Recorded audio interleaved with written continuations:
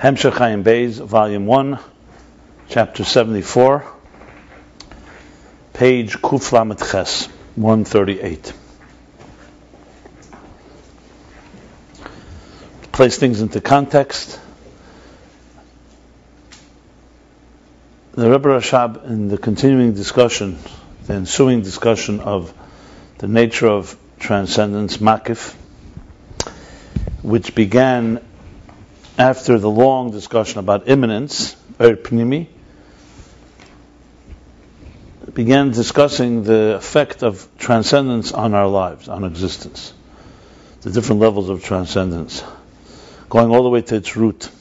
So basically the nature of transcendence, that we call transcendence, getting out of our system, is really the true nature of reality coming from the divine, which is not bound by any system. So when that manifests, whether it's on the highest levels of Ein Sof, that have no parameters at all, or on the level of the Racheim, which is the level as he calls Baruch Sha'amar, or Racheim aleinu in the Yotzer prayer. Whatever level we're talking about, it has its particular impact. They're all reflective of a divine reality that is beyond existence, that slowly, stage by stage, has a deeper and closer relationship to existence. So if you start from the beginning, Elokei olam, talking the Yotzer, is atzmus. Barachamecha harabim is Ein Sof, the field of energy, which is obviously the beginning step of creating a conscious existence, or an existential existence as opposed to non-existential built mitzvahs nimtz of atzmus. Then comes Racheim aleinu, is the Racheim, the first desire that arises, the desire for existence. In the Baruch Shamar, that's Baruch Sha'amar, v'hoya ha'olam. Then comes Baruch Hu in Baruch Shamar, which is the confirmation, but the awareness of what is that desire is about, at least awareness to himself, all before the tzimtzum, or this is called the shir atzmi b'koyach. This is when the engraving takes place, that he imagines in his mind, imagines in his desire, he imagines and visions what will come. That is Baruch Hu, and in Yotzer, that is adon zenu. That already begins, as we says in the language, that already begins to impact and give strength to the pnimi, because he's already thinking about the 10 spheres, but it's still all obviously in the amorphous stage of the 10 hidden spheres, which was discussed at length. Then comes the tzimtzum, and come the 3 next levels, nefesh, ruach, neshama, or neshama, ruach, nefesh, I should say, ak, bria deklolos, the macrocosm of bria, the macrocosm of Yotzer, and the macrocosm of asiya, which is essentially adam kadman, akudim, and atzilus. So what are the 3 expressions? So in Baruch Sha'amar, we go from Baruch Hu, we go to Baruch Omer va'osa, that's ak and bria.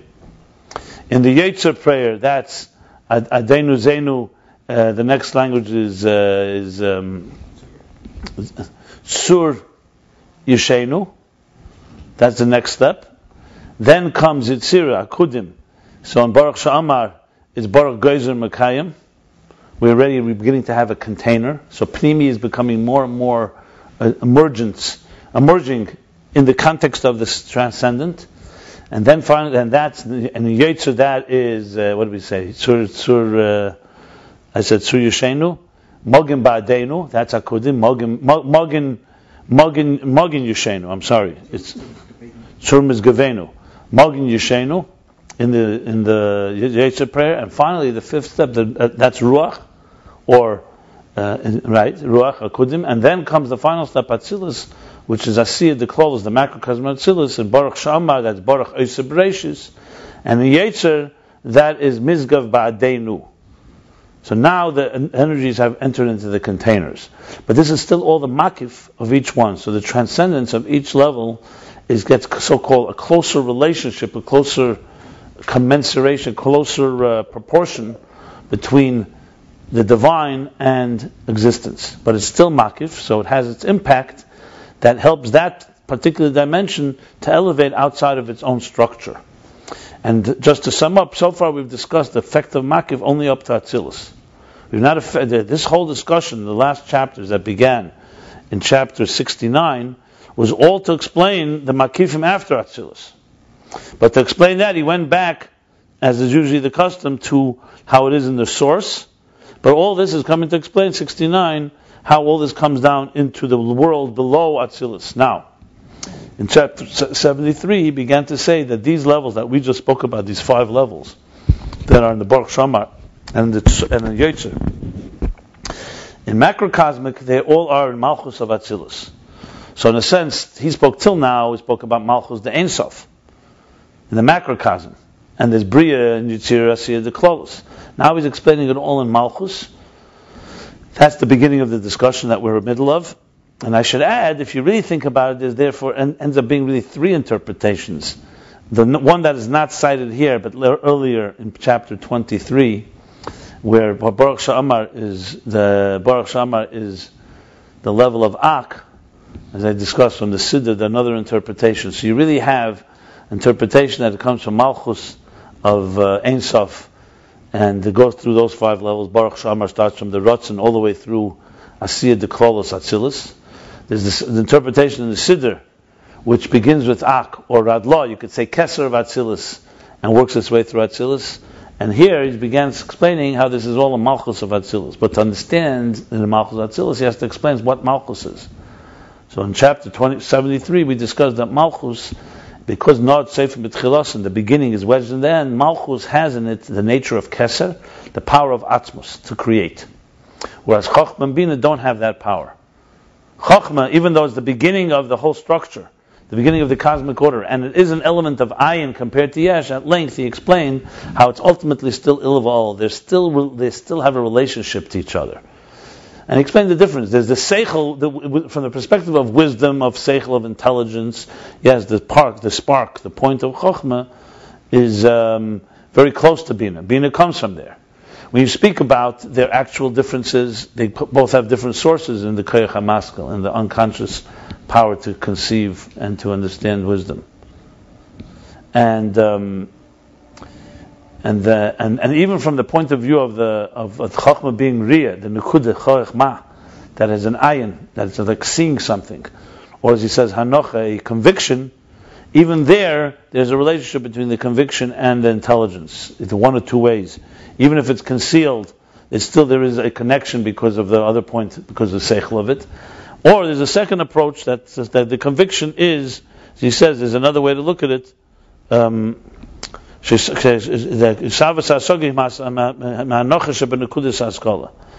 that's through that the actual comprehension in binah comes from that conviction. So though you may never fully understand the conviction, but it still has a relationship. It's not like yesh ayin, where the physical existence comes from something that is completely spiritual. So here you have actually a relationship between chokhmah and binah. But the key to all of this is to focus on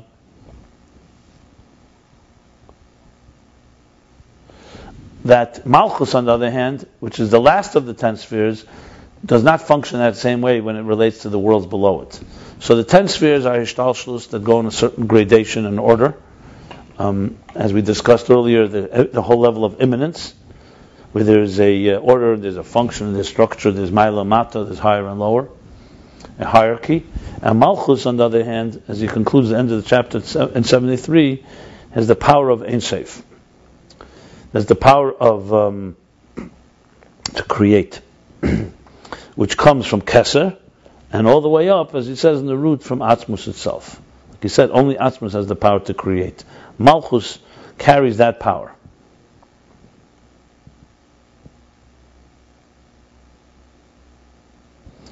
So all this is still in the middle of explaining. He's coming to explain how the 5 levels exist within Malchus. But he has to continue explaining what Malchus is.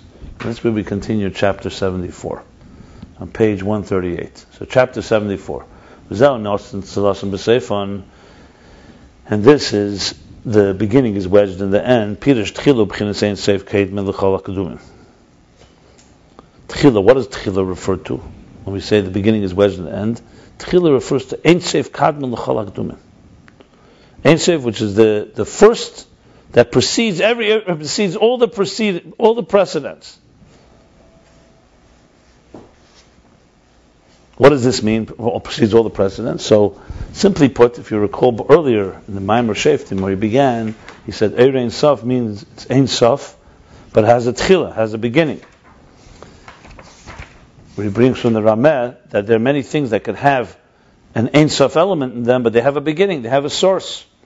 There he was talking about whether it's Ein Sof or Ratzon, Ein Sof ultimate, or Ein Sof. So there are many things, that God wanted them to have a certain type of eternity. Once they exist, they have a certain kadmus to them.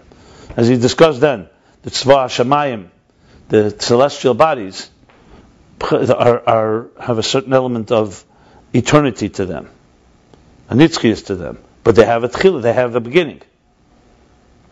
And same thing with Ein Sof. So basically, he's saying that that anything that was that he's the source of all the everything that has a kadman element to them. He's the source of it all. So no matter how early they are, when you say Ein Sof tchila means the beginning of all beginnings.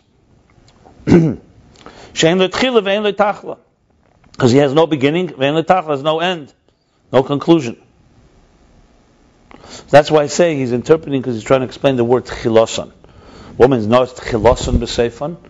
So tchila can mean any beginning. When you say the beginning is wedged in the end, it doesn't mean necessarily the first beginning of it all. It means the beginning of any process is wedged in the end. Like seif ma'aseh b'machshava tchila. But here he wants to interpret tchila and the ultimate tchila. What's the ultimate beginner? Is the first, where does it all begin? That's Ein Sof Kadman, Chalak Dumin, similar to what he spoke about before, Elokei Elam, which is of course the relevance here. So he's interpreting this in the context of the ultimate Kadman, Tchila. And what we call him Tchila, beginning, Ein Zeh Shubchinas Tchila V'Reishis like Iluyim V'Advarim Shenesavu. This doesn't mean he's a source. Remember earlier he was emphasizing strongly it's not a mucker, you can't call it a source. It just comes from there, but you can't call it a source, because a source implies, like the sun is the source of sunlight. It implies a relationship, a connection, some type of commensurate relationship. So what we call him, because it's the beginning, V'Reishis, and the start of the revelations, V'Advarim Shenesavu, and the things that emerge or come into being. Ki'im, Al Shem Shehu Tchilas HaKoil. The meaning Tchila here means that he's the beginning of it all, the source of it all, not as a source as saying that he is like the beginning of a process. Like you say, a process, here's the end of the process, here's the beginning of the process. No, the whole process is completely overshadowed by the essence. It's not in the same league. So what do we mean by Tchila? We mean Tchilas HaKoil, meaning that he's the beginning.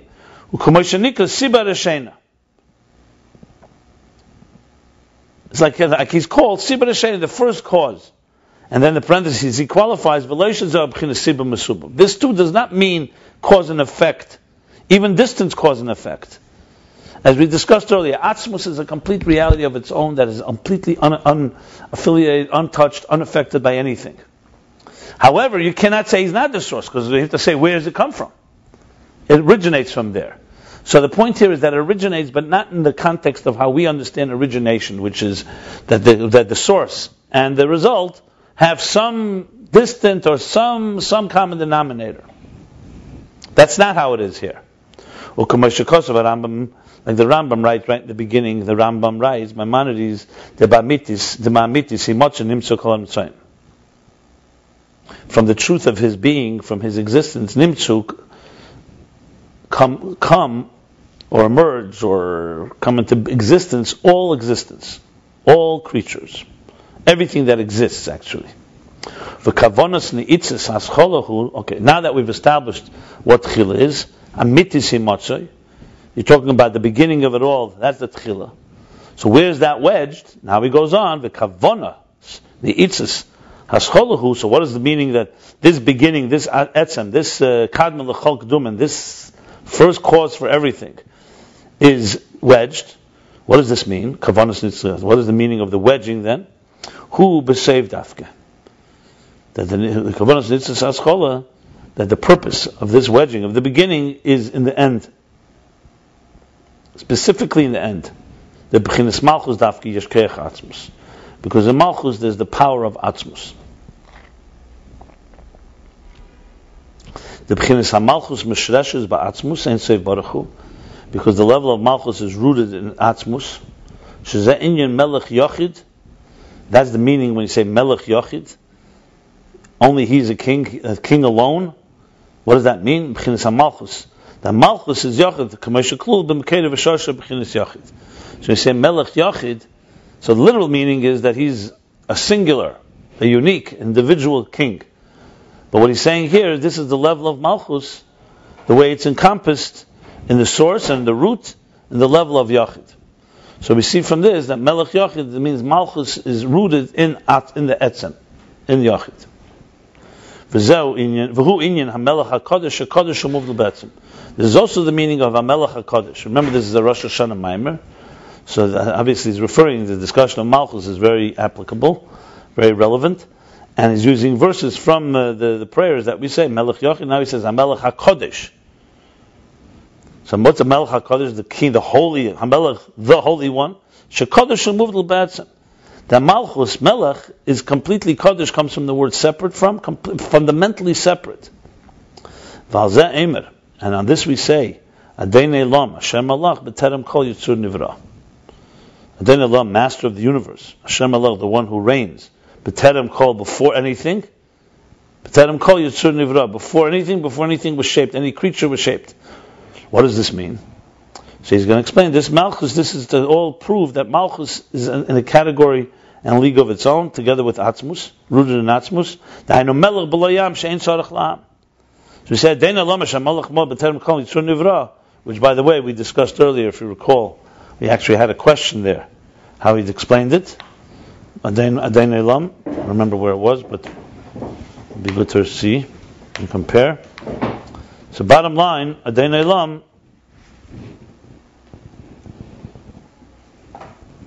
he's saying, so you have here the concept of malchus before it's related. That's the b'terem kol.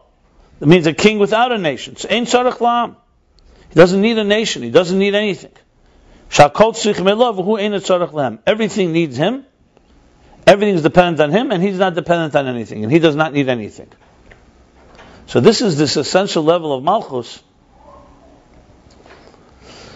as it's rooted in the essence that it's completely apart from all the spheres. This is all making a case that malchus is the carrier of the koyach atzmus. That's the key here.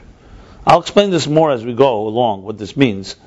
But the bottom line is, obviously all this is coming to explain how the 5 levels or all the levels, Elokei, olam, Racheim, Rabim, all travel through malchus.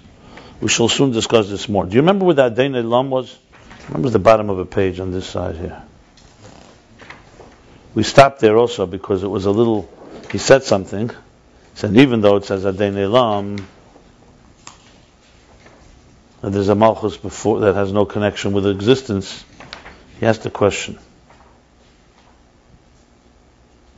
Oh, here we go. I found it. Bottom of page 80. I just wanted to do a comparison. Bottom of page 80, chapter 46. So he's talking there about, that's actually where he began talking about transcendence and immanence. I just want to see if there's a connection or there's no connection.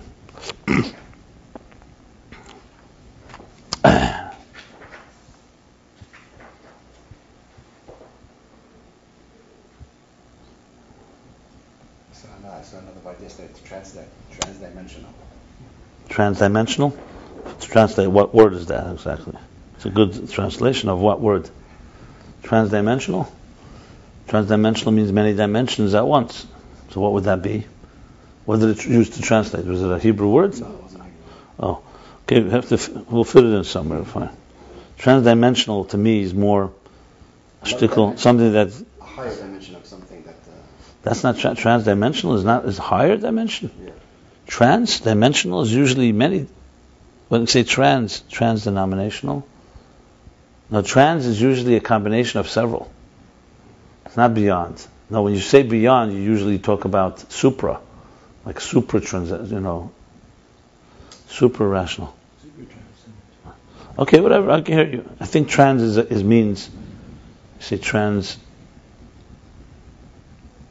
is a multiple. Okay, So what did he say back there in chapter 46? Let's see. So there he speaks that the whole, right, exactly.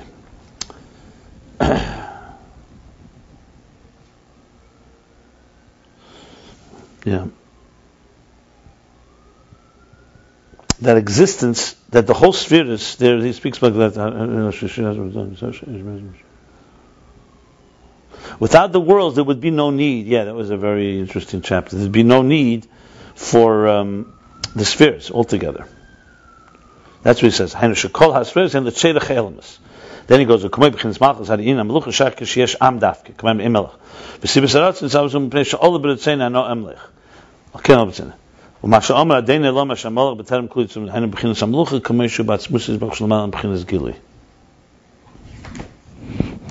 actually, I taken there later the common Perek Ayin Dalet.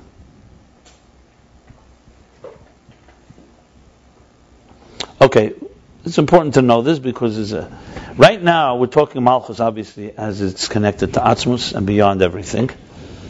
And before we continue on, I think he's going to explain it, but still I want to just say it because this is also this source of confusion. Many people, including myself, when you learn this for the first time, this whole focus on Malchus. It's also really to understand Rosh Hashanah, melech, malchus, tamlechuni aleichem. Yeah, is like this. As we say, we blow shofar kadesh tamlechuni aleichem. They should reign over us. And when the Tsar was overthrown in Russia, the Chassidim cried. Some Chassidim cried because they said we're now losing a emotional Chassidus. Now I understand why they cried, because we have no clue what this moshel is. Who relates to a king? By us, a king is Charles in England, and just the whole corrupt. But clearly, malchus de Racheim, malchus de Racheim, and we see that of Hapi Allah also. Even the worst kings for us, there's still an element that they have power from above, and they're similar to above. So the idea of kingship, which in history was a big force, in the last 2 centuries it's not. Once the monarchs all fell, we don't have examples of it anymore. Imperialism and imperial presidents or something like that. But the concept and the moshel that you find so often in Medrash, you say moshel Huh? Yeah. But I mean, it's for a Western person, it's mostly a complete, fairy tale. And also, we look down at it because we see kings as being people who had absolute authority and they did whatever they wished, and so on. So it's not something that's frowned upon, really, in our times. I'm only saying it because there is an element, because the Medrash, you find constantly, you think about it, is melech the best example you would give to someone? You have to give an example of something that they relate to. We don't even relate to a melech. But since the marshal is brought, and it's part of Torah, so what I have to say is that Malchus is I use the word, when I explain it psychologically in emotions, as dignity. Dignity. That every one of us has a sense of dignity. Yeah. That's also pretty weak in most people's minds. But the idea, I understand. That's also became weaker. If you want to really understand Malchus, you have to read Mitzvahs Binah Melech and Derech Tzesach, where he asked the classic question. Why was Shmuel upset at the Jews when they asked for a melech? It says Som Tasam Alech a melech. It's a mitzvah of the Torah, and yet Shmuel said, "What do you need a melech? You have God." And then when they insisted, finally Hashem said to him, "Give them a melech." That's when they appointed Melech Shal. So the question he asked there, which is from the Alter Rebbe actually, what bothered him? It was a mitzvah, and then he finally relented. The answer is because he sensed that they don't want a melech for what the Torah says. They want a melech for their own pride and nationalism. Other nations have a melech; they also have a melech. The real meaning of melech, some tasam melech, a melech in the Torah, is not just an authority, some type of figurehead that tells you what to do and you feel proud. He's wealthy and he's rich and he's a lot of horses and so on. It's that he's a bittul. That's what he says there. That the melech, because human beings are consumed with their lives, you need a melech that reminds us. And that's why David is the ultimate symbol of malchus, bittul. what he said, im mamti, that the Malchus is bittul. So the melech is really completely bottled to God, and that is a symbol for us, a role model of creating bittul into our lives. Like the exact opposite. That's what Shmuel said. They didn't want it for bittul, they wanted it for yeshes, for arrogance. So the point I'm making here is just to bring it back, that Malchus becomes a very key component, even though it's a very complex. We all relate to chesed much more than Malchus. Chesed, chokhmah, binah. Malchus, what is Malchus exactly? On one hand, we say les lamagar maklum, it has nothing of its own. We say in the Mishnah, we say you have keser Malchus, you have keser Teira, you have keser Kohuna, keser Shem Tov El Al Gabein. You have, what is Malchus exactly? You see it constantly. You say Malchut Rabbanan. You say the Eden, Mamlechas Kainim V'Goy Kodesh. Again, Malchus. The Rebbe brings off, there's the reddish word B'nei Malachim Heim or Malachim Heim. So obviously, it's a symbol of kingship. It's a symbol of royalty. You say Bas Kvuda Bas Melech Prima. When we sit by the Seder and you eat in the reclined, it's supposed to be Derech Malchus. The point making here is that Malchus, relevant to us in Aveda and in our personal lives, is number one, that it's completely doesn't have anything of its own. Symbol of the moon, bittul. But as a result of that, it has everything. Because it channels all the spheres in it, and it has the power to give us something that is greater than all the 9 midas. In real Aveda would mean if a person had chokhmah binah das, chesed gvur tefes netzach yesed, you think, hey, perfect human being. You don't have malchus, besides the fact you're not lacking humility, but you're also lacking dignity. You're lacking what I would call a sense of your own value, in a good way. I don't mean in an arrogant way. You have value. And you see today, for example, especially when you read the Arizal, she speaks about Tisha B'Av, and he speaks about Tu B'Av. He says, what's Tisha B'Av? He says, Yerides HaMalchus Ploye Ployim, Pella Ployim. Chassidus brings it in Ether. Malchus, the destruction was Malchus. What's Malchus? When you say, for example, Amalek separates between Hashem and Kei Yudke, between Mafrid. He's Mafrid. There's Ena Kisei Shalom. Till you why? Why is God's throne not complete till you erase Amalek? Because Amalek is the antithesis of dignity. He demoralizes. He breaks. He's chutzpah. So basically, Malchus is a sense of dignity. Today, it's actually very relevant. I use it very often in context of many people, children growing up in homes or environments, and most of it, you feel dignified. When a person is abused, especially by someone close, your dignity is destroyed. That's Tisha B'Av in the worst sense of the word of it. There's the Elokei in somebody has been defiled, has been violated. And that's one of the worst crimes possible, because you're defiling the God, the divine image. That is not chokhmah, that's not binah. Chokhmah, binah are faculties. You need that for a full keima shlema. You need to have wisdom, midas. But malchus is a sense of value. First of all, I'm talking on a personal level. I remember when I was doing the book on Sfiras Eimer, I was looking, the midas. You say that by Sfiras Eimer, it's Zayin midas. What's the birur hamidah of malchus? What's the midah exactly? The other midas are easier. Even the lower midas are generally harder to understand than the first ones. But malchus was very hard. What's malchus? So in the Maimonim, Sfiras Eimer, it says malchus is dibur. Malchus is dibur, because you're already speaking of it. But dibur is not a midah. Dibur is a faculty. Malchus has many things in it. So I finally found the Maimon from the Alter Rebbe. Malchus, he says, is midas hisna'asus. That's what he calls it. It's the midah of hisna'asus, the midah of called dignity, exaltation, but it really means a sense of value. Self-worth. Yeah, self-worth, self-confidence. So in that sense, it takes on a whole different type of meaning. So malchus is a very paradoxical thing. Because confidence and self-worth, someone say, what is that?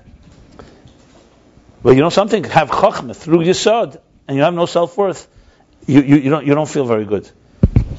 You don't feel complete. So it's exactly that. Les lamagar maklum, it doesn't really have anything on its own, but without it, you don't have a life. When a mother and a father love their child unconditionally, they give that child a sense of value. You are important. Now, use your mind and your heart and your emotions and mechna midas. Then you use it with a different type of passion. You don't have that. It's like having tools without value. Anyway, I want to just bring it back here. What is it, however, in ruchnius? And that's what we're discussing here. Malchus plays a critical role in a different context here. Like, what is the context? Chokhmah and binah is the beginning of the process. if you talk about how does from the desire of God to want existence, as we learned, what does it go? Ein Sof is a field of energy. Then there's a Ratzon Poshet. He wants a home. He wants a world. That's more maybe better, not say a home. He wants a world. The premise of the Ratzon is because he wants a home. But in order to want a home, you need to want a world. So there's now a desire for a building, what we would call a structure. That we said is not yet enough because that's still amorphous. It's still does not have. Even to himself, he's not really aware of the details of that. Then comes Gili la'atzmi, Shir atzmi, B'kayach Goliv Galufa. What is that? 10 spheres. Obviously, we're not talking about spheres in any way that tangible, clear, but some way in God's power to create details.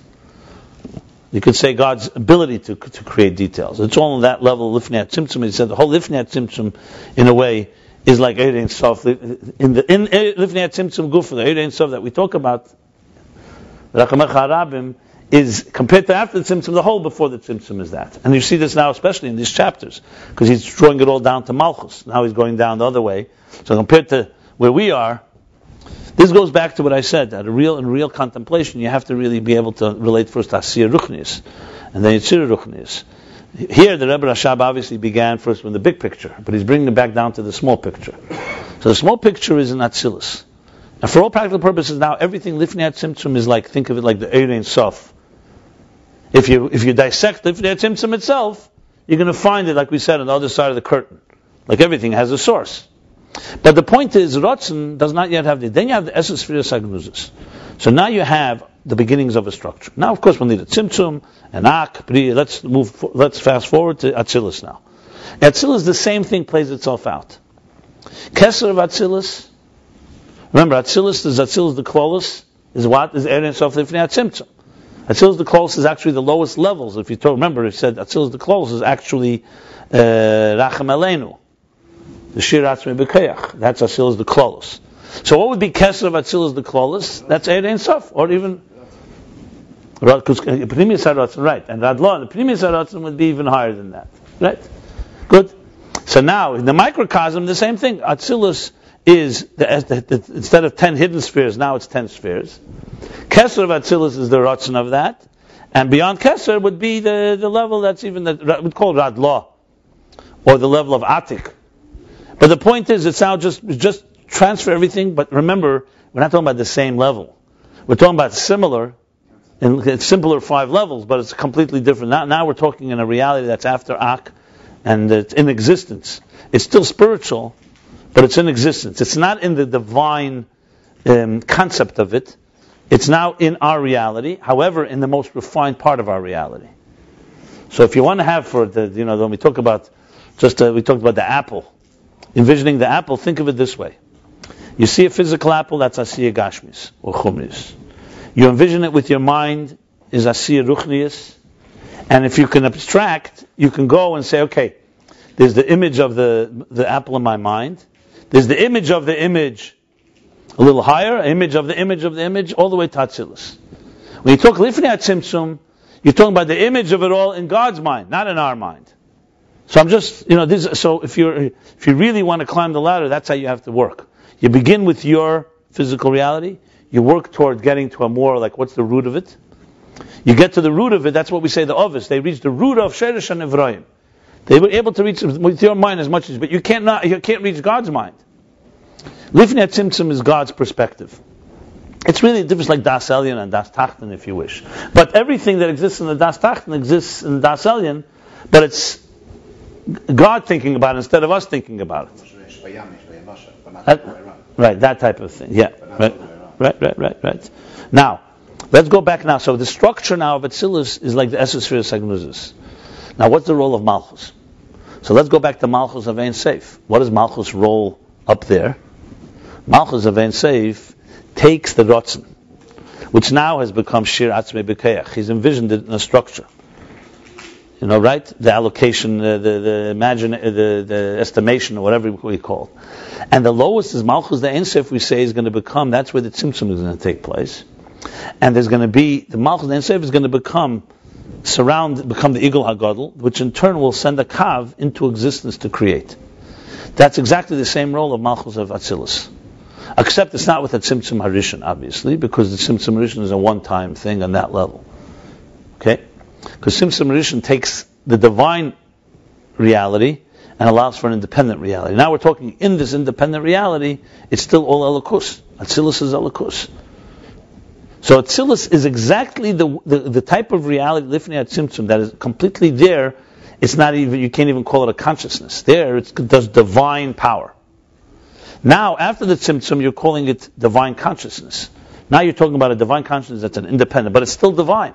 Atzilus is iyu v'chayu echad, iyu v'gamoy echad. Atzilus is basically existence in its purest form, but it's an existence. It's an olam. Lifnei tzimtzum, you cannot call an olam. You can't call it a world. You can't call it a dimension. You can call it behind the curtain, the root of everything that comes later.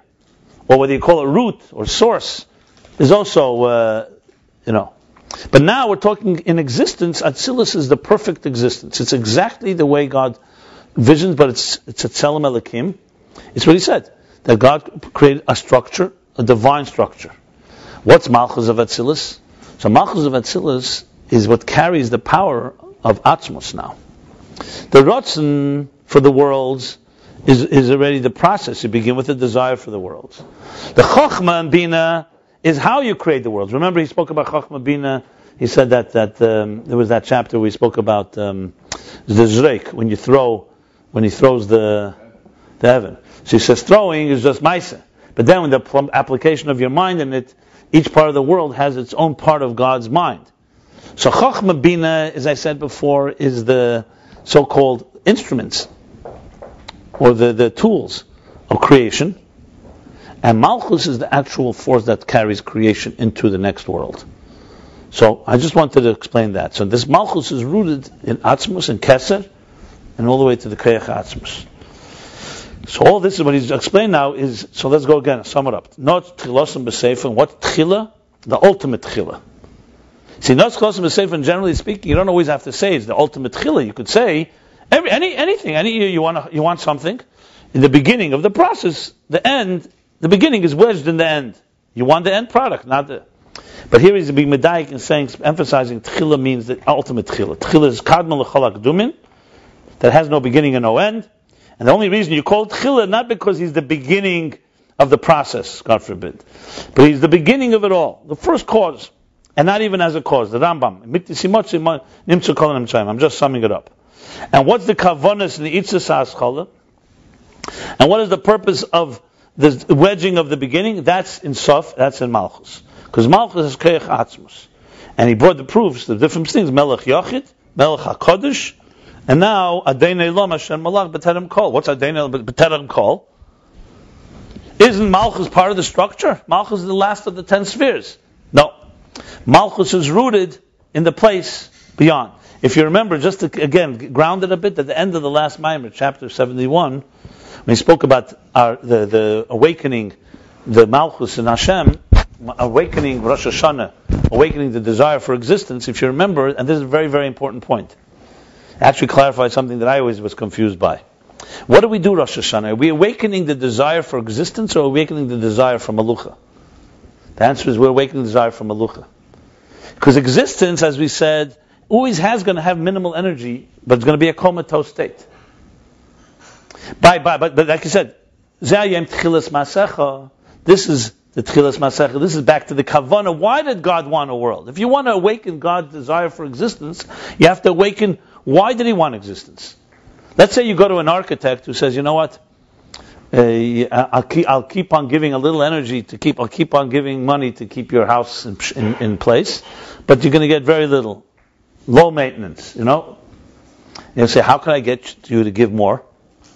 How can I get you to infuse the building with more vitality? He says, if you can awaken in me, I don't think you're doing what I want you to do. I build a house for a purpose. I build a house that you use it and build something constructive and you bring godliness into it. You're not doing that. I mean, a landlord. Huh? A landlord. Yeah, that's good. So I'm not going to destroy it because I made a promise. This is my world. Like he said with Noach, he made a promise. God's going to keep the world, and also he always has hope. But you're not going to get a lot of energy. You'll just have light Con Ed, the electricity is going to come very minimal. So you say, Rosh Hashanah, we're me'eder the rotzen l'meluchim. We go back and say to God, listen, we want you to remember we are going to fulfill our kavanah. Like he says, the neshamas come and bring light into this world. We're recommitting to the mission. Your real kavanah, the pnimius rotzen, not the building itself. And therefore, zikaron l'yem rishon, like he says, zikaron, which is only a zikaron, we actually reawaken. God says, okay, if that's the case, I shall rejuvenate even existence itself. That's the real meaning of Rosh Hashanah. Because you always think, okay, so we don't see the world disappearing, but somewhere it's all disappearing and we bring it back. Why would God want to recreate the world? Just for what purpose? There's a reason behind it. So that's really what Rosh Hashanah is about. So here too, we're saying Malchus is just emphasizing that Malchus is not how God creates. If you want a rejuvenation of Chochmah Binah Das, you need to rejuvenate the Ratzon from Melucha. Meaning here, you need to read B'terem Kol. You need to go back to the place where it all began. In other words, you have to go back to the engineering room where Nesava Kadosh Baruch Hu started. Nesava, he wanted us to change this world. He wanted to bring Mashiach, wanted the world to be transformed. That's why there's existence. That awakened the Ratzon for existence. But don't ever think existence is an end in itself. Remember, we were talking very much about why do we have to say the world is Yesh Mayin. Why don't you just say the world is also Gilei Helam from atzmus? Because then the problem is the world will worship itself. Then you know what? I'm also a shtickle God. The whole point is the world is a means. You need to know that it's not the end. Like I said before about the neshama. The neshama has to, even when the neshama comes down here because it knows it's the kavanah, it never can be at peace with this world. If it's at peace, it loses the whole purpose. It's to be here and not be at peace, to be restless. But this is the place. So you always have this tug of war, this battle. Are you immersed or you're not immersed? That's the way it should be. There's many people that obviously, we have two types. You either ignore the world or you become completely immersed. Hey, this we don't need to be reminded of. The world is busy with its own mises. Tzimtzum Harishan is very effective. Right? Okay. Now I just wanted to, because it becomes very technical. Malchus. So Malchus is rooted in that place. So in other words, if you ask Atzilus, Chochmah Binah Das, tell me, where do you come from? I come from keser. I'm here to create an existence. I'm dedicated to God's plan. But they can't tell you, as much as Malchus can, why are you here? And Malchus will say, we're here to bring Gili Elokus in Welt. Obviously, Chochmah Bin and everything, they all know that too. But we're talking about who's the carrier of the atzmus message, of the source code. The source code, that's Malchus. Good. Just like the Esesphiris Agnuzis, remember we spoke so much about Esesphiris Agnuzis, is l'choyer aleinu. Their kavanah is the world. Because you don't need 10 spheres for God's kavanah. You need 10 spheres because you want to have a structure of existence, because God wants to do it b'tachtenim. If you recall that. So it's a constant paradox here too, because remember, Ein Sof, which is completely bottled and only there to be an agent of the divine, doesn't have the spheres. So in other words, Dira b'tachtenim compels the spheres. On the other hand, the spheres are much closer to existence and the structure of existence. The spheres are like the instruments, the paint I was talking about, the artist. It's divinely oriented, but it's still the tools. So this is kavanas atzmus in Malchus. Just on the technical terms, I mean, the kavanah bypasses all the other. I know in the chart, Malchus in the middle. Let's put it this way: if you only had Malchus and take away the spheres, number one, we would have no seichel and no midas. Remember, so it would be like I said with Yesh Amit, Yesh Anivra. We'd exist. We maybe even have self-confidence because we exist, but that's it. You would have no way to connect to God, the Giluyim, at all. You wouldn't be able to learn because you need it. So they serve each other. Remember, remember the Kayach Malchus will some place learn comes through the spheres. Remember, Les Lamagar Malklum, who teaches Malchus? But Malchus is Mushish and atzmus, but it gets everything it gets from the Giluyim. Because it has no Giluyim in its own, it's Mushish and atzmus. Or the other way around, however you wish. It can go both ways. So remember, it comes down to this. If you want to speak in Aveda, Malchus is Kabbalah Sel, the keches hanefesh, the keches pnimim. As simple as that. Malchus is mitzvahs, ma'isa mitzvahs, Kabbalah Sel, Malchus this, Kabbalah Sel, Malchus Shamayim, and Aveda is Chochmah binah das and so on. And you need both. I mean, there's no way around it. Each has its smile. I mean, it's a beautiful structure when you think at the end of how it works. Remember, even Torah is Megala, the power of tshuva. Even Torah tells us what mitzvahs are. But you're not even getting into the whole idea of the Malchus and the Zohar. He's not. I wouldn't go there right now because he's not talking here. You see, he wants to. I mean, the focus here is to get to understand everything that the levels. Remember, the real focus is the power of is the interface, how transcendence makif affects pnimi, and now he's just bringing it down to the lower worlds. He wants to really finish the subject of transcendence. That's really the focus here. It's Malchus has many roles. Here, right now, is really the role of carrying the koyach atzmus. So it goes now like this. Okay. That element of Malchus. Almost like shichma ma'ila gavei olam type of thing. Remember I said the word hisna'asus? Yeah. So what is Malchus? Hisna'asus. What is it in so-called in Hergish or in Aveda? It's the level of hisna'asus atzmi shemitzad atzmi. That not relative, not like that Tzemach Tzedek when the guy was breaking yachats by the Seder, he was breaking the big matzah, the small matzah, so he was measuring, which was bigger. So Tzemach Tzedek said, "A godel was medaf and mesten is ishkin godel." So there's people who are great and very exalted relative to other people. As a matter of fact, some people actually like to hang around inferior people, makes them feel special. Like the classic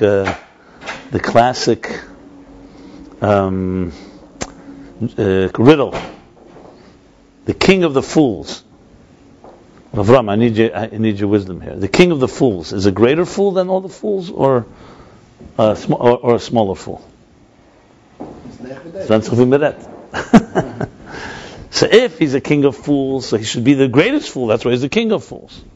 Or you could say, if it's hisna'asus atzmi, that's the way it is. If it's not, so then he's a smaller fool and he's smart enough to be the king because they're bigger fools than him. We'll never resolve this. We have to ask a fool this question. What sagst du? Is it totally a machlekes b'shami and hill? Or is that maybe still somewhere? So hisna'asus atzmi. What's hisna'asus? He's talking about hisna'asus atzmi, like he says, melech b'loy am. Later in the Maimorim in Ayin Beis, in the end, he's going to talk a lot about hisna'asus atzmi, about teyu and tikkun. But briefly, just put it this way: it's not hisna'asus that is relative to something else. It's hisna'asus on its own. It's just fundamentally beyond everything. It doesn't need others to be greater. It's just, yeah, in this context. The word atzmus. This is Sheirish Malchus. Yeah, hisna'asus atzmus. Yeah. Remember, real atzmus doesn't have hisna'asus altogether. Hisna'asus itself is already a psad description. But fine. By the way, this can also be used as a good example in all the levels we're talking about. When we say what between etzem is pashtus, so I explained it the other day as being the difference between like the archetype of something, how it is in its purest form, as opposed to how it's expression. But you could also say etzem and its pashtus, like here hisna'asus atzmi, is what is it like if there's nothing else that exists? Generally speaking, something that is not atzmi is defined by its proximity and juxtaposition to other things. Something that's an atzmi does not. It's just defined by itself. It's almost like a mitzusim atzmuse type of thing. Not exactly, but it's defined by its own reality. It's not defined by, like when we talk, for example, hadira. We say dira l'atzmuse. So one of the things that the Rebbe emphasizes, that nadira, the etzem is begoli. Yeah. Why? Because when you go outside, we all put on our garments, begashmis and beruchnis, and we put up right. And each person you deal with is, this person I speak to this way, this one that way. We all have our masks and the uniforms we wear in every situation. You come home, a healthy home is a place where you just kick it all off. I'm just me. I don't have to answer to anyone. Just, some people don't feel that way in their homes either. So you have to resort to the shower. When you resort to the shower. In the shower, somebody can suddenly mitamol. You can start singing. You can behave in ways that they never ever let anyone else see. Sometimes not even our spouses. So it's like what comes out from that is an undershayla. That's another story. But we could put it this way: the levushim are not there. It's a type of like just kicking off your shoes and being yourself. Obviously, nichnas yain Yotzer said. So it depends what's inside. If you drink wine and full Narishkeiten comes out, and sometimes someone has what they have inside, so of course deeper things come out. The point I'm making here is that we live in such a world of levushim that's hard to even talk about. What would we be like if there were no expectations, no responsibilities? That's what Yeah. That's God. But what would we be like? It's almost impossible to imagine, because also, even if we can imagine now, we're also shaped by years and years of conditioning and programming, training. Our parents, society, culture. Whenever I talk about lech lecha martzecha, what's the ultimate lech lecha? That you leave you leave all those forces that have shaped us, and that's where you find the eretz asherereka, who you really are. I'm just trying to show with this again how little we know about our etzem. Most people, you ask them who they are, they'll give you their business card. That's what you do. It's not who you are. Most people do what they do is not who they are. It's actually opposite of sometimes, not opposite, but definitely different. The point is who you are. Etzem is a hard thing to talk about in general, but you said our goal is to align what we do with who you are, right? Exactly right. But you got to know a little about who you are first. So listen, the goal is to align what you do to who you are. Right. So in other words, when we learn chassidus, we learn about what a neshama is, and then you learn it's not just nefesh, it's ruach, and not just ruach, neshama, not just neshama chaya, yochid, and even that. You're beginning to learn that who are you? Your soul. And who's your soul? Your soul is the musical plan that the conductor embedded in your DNA. That's who you are. And after everything after that is distractions or manifestations or expressions. That's what I meant by conductor. I just used an English. However you understand that. That works. But bottom line is, I'd be satisfied if everyone just knew it comes from the conductor.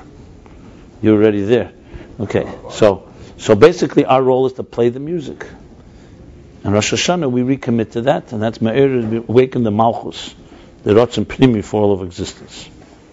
Okay. So now we're going back to Malchus. So we've established that Malchus, not Seifim, but Seifim, the Tchila, the root of it all, the Tchila Amiti, the true Tchila, which is atzmus, is wedged in the Sof, which is Malchus. And that's why we say melech HaKodesh, melech yochid.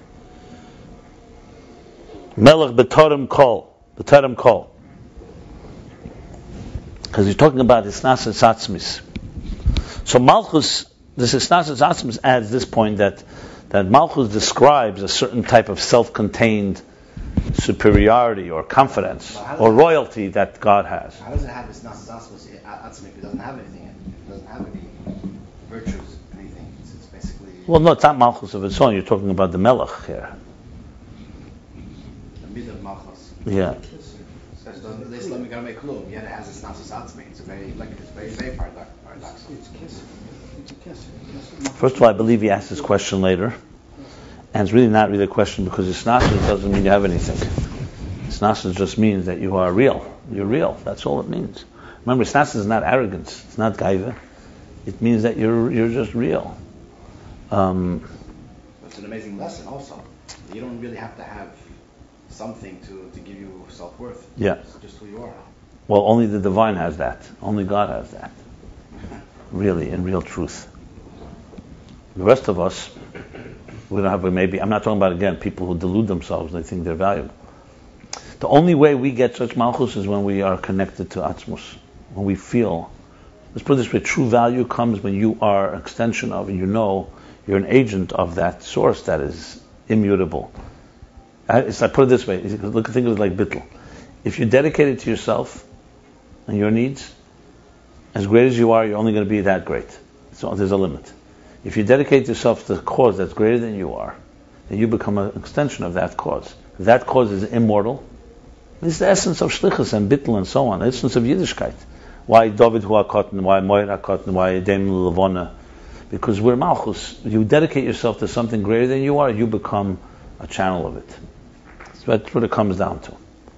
The secret of why our non-empire is here and all the empires fell. As great as they were just as great as they were. That's it. It's ultimate. So that is a hisna'asus atzmi due to its bittul. Our non-empire is still there. Why? Because of bittul. Bittul kanish bottle that. Because if you worship your money and your soldiers and your money and your power, it's going to run out. How long can it last?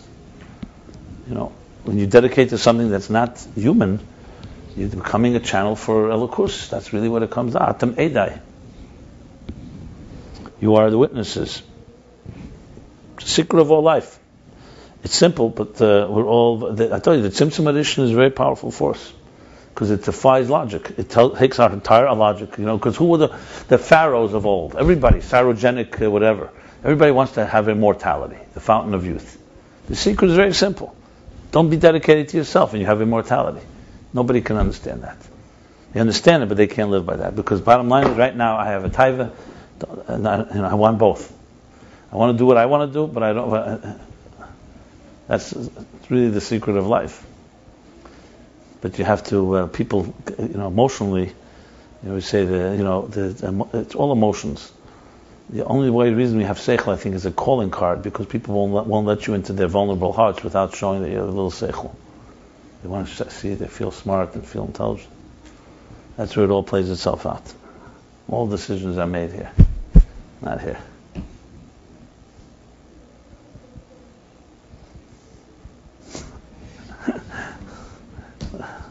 Really, it's true. It's true. When you're younger, you think the seichel is overrated. Then you come to realize it's life is played out. But the heart is a very fragile, vulnerable place, and everybody. Churchill said that during a time of war, the truth is so precious you have to surround it with an army of lies. We're very vulnerable human beings. That's why we have all these levushim, as I said, all the armor to protect ourselves. Very few people, I think the Rebbe enjoyed being near kids because it was a vulnerable place. This is where you have no defenses up. You don't have to masquerade like you're some big something. Purity. Pure. Moments of truth. They come very rarely. It comes at birth and at death. As who says, Gershon Bepahar, one of the Chassidim, my great grandfather, said that when they asked on his deathbed, they asked him, what is he looking forward to? He says, I don't have to lie anymore. And you can imagine he never lied in general, but Am de Shikra. Genug. The man, what's the Rabbi told the doctor, he asked him, how are you feeling? He was like, those are the last days of his life. He says, all right. He says, tell me the truth. He says, my whole life I've been lying. Now you want me to tell you the truth?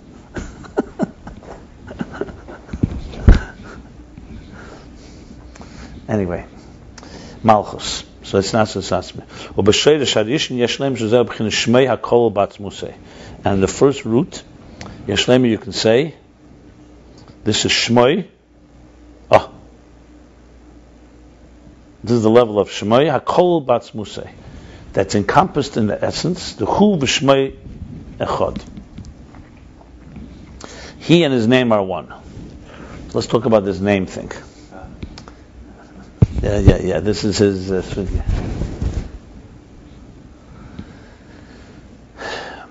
Actually, Nivrael Hayahu Shmoi Echad. So Shem is a name, which again is a very difficult mashal to understand. I speak for myself. I always had difficulty relating to it, like Malchus. Like, what's a name? But the fact is, the Torah uses Shem all over the place. Baruch Shem Kvei Malchus, Shem here, Shem there, Shmei HaKadosh Baruch Hu. Hayeh Echad V'Shmei Echad.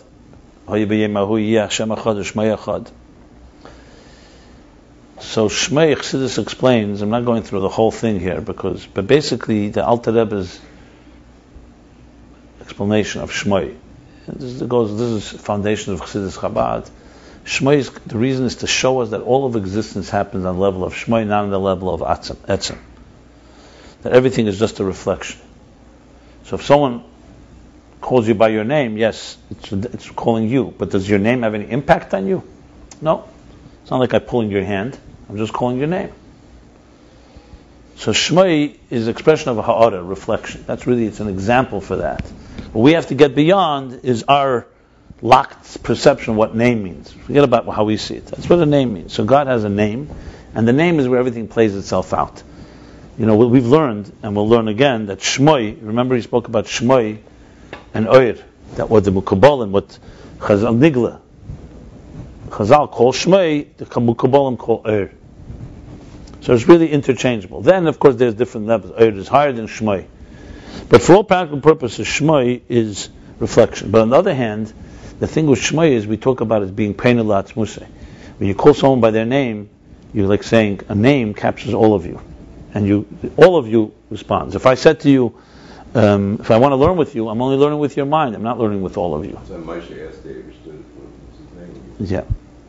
So basically, Shmoi is symbolic very much of Malchus. Malchus and Shem always come very close together because it doesn't have anything on its own, Shem. But on the other hand, it has everything. Because it's a reflection of who you are, the name of the thing. So now he's saying but name itself has several levels. There's a name that's kol within the essence, and there's a name outside of the essence. So he's saying b'sheidah sharishin, this level of malchus, melech yochid, that's mushash ba'atzmus and the sheidah sharishin. This is shmei echad. So all these names are important to keep here. So far he said the word melech yochid, he said melech hakodesh, he said melech b'layam, terem kol. Hisna'asus atzmi, and now he's Shmei HaKol. Like the Shalom writes, he is his name and his name is him. Inseparable. V'yeshlemer, a lot of yeshlemers here, if you notice. This is full of yeshlemers. Yeshlemer, you can say, Shezeh b'chinas yecholes sheba atzmus. Here we go. Okay, so I was correct. I was using yecholes, I didn't realize that I was going to use it. Yeah. So this is the yecholes with an atzmus. Shemiyuchid mamish b'atzmus is baruch. That is completely united with atzmus itself. Yecholes.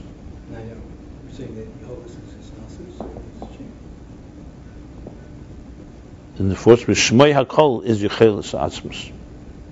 Shmei HaKol is malchus. Yeah. I mean, direct specific, he's speaking now about Shmei HaKol, that's yecholes. Now, if you remember, yecholes was used before, at the end of chapter 70, chapter 69 rather. We spoke about Reshus v'yecholes, spoke about B'dei Shamanusa de Malka. So, I'm sure that's connected to what he's saying here, because it's similar words, yecholes. He said that yecholes atzmus is the source of it all, but it's not in any form of a siba mesubav. Right? Remember there he also said it's not sibum, it's not a cause. And there the emphasis was that it's not forced, it's not mukhrach. It doesn't have to be, it's b'reshus. Atzmus always had a name though? What do you mean by the word always? Let's get the word always straight.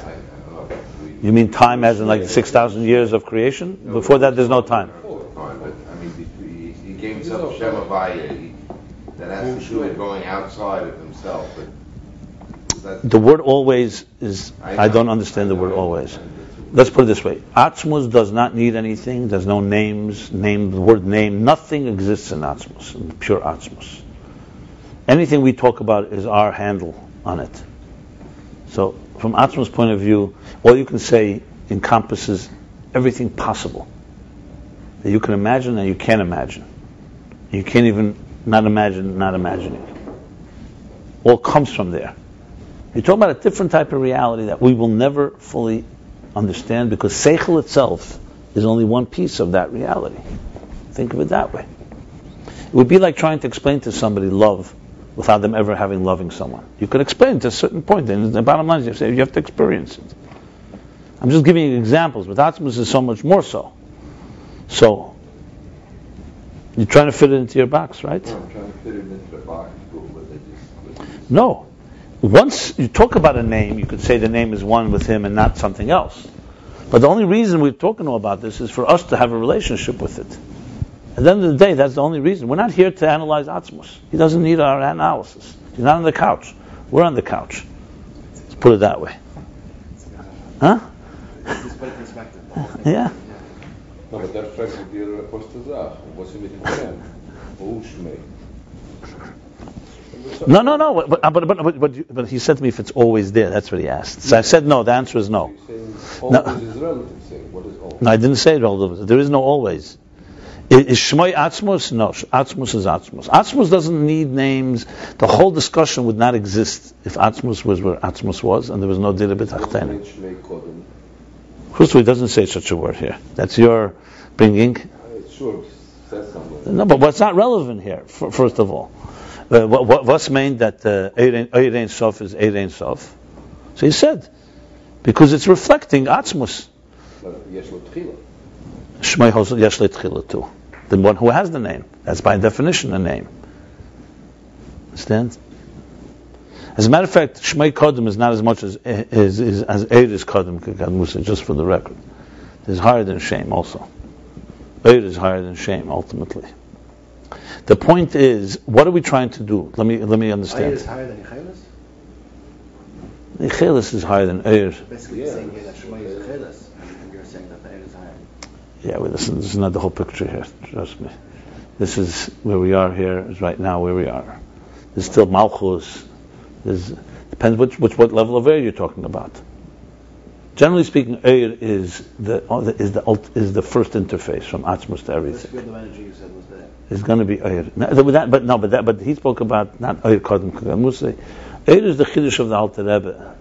That because anything else is later he speaks that Shem is lower than air.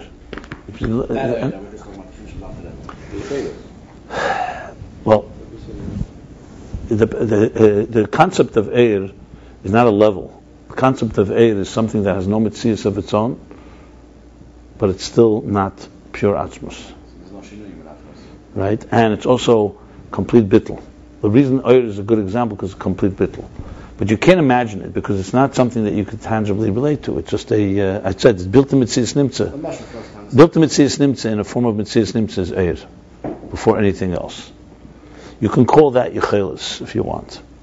Yecholes is very high up there. But you started saying about we're not analyzing atzmus, the whole reason why we're... Right, we're not analyzing atzmus. No, I was saying the example was there's a woman standing in the what's it called, the Louvre, in France, in Paris, the Louvre, and she's looking at a painting.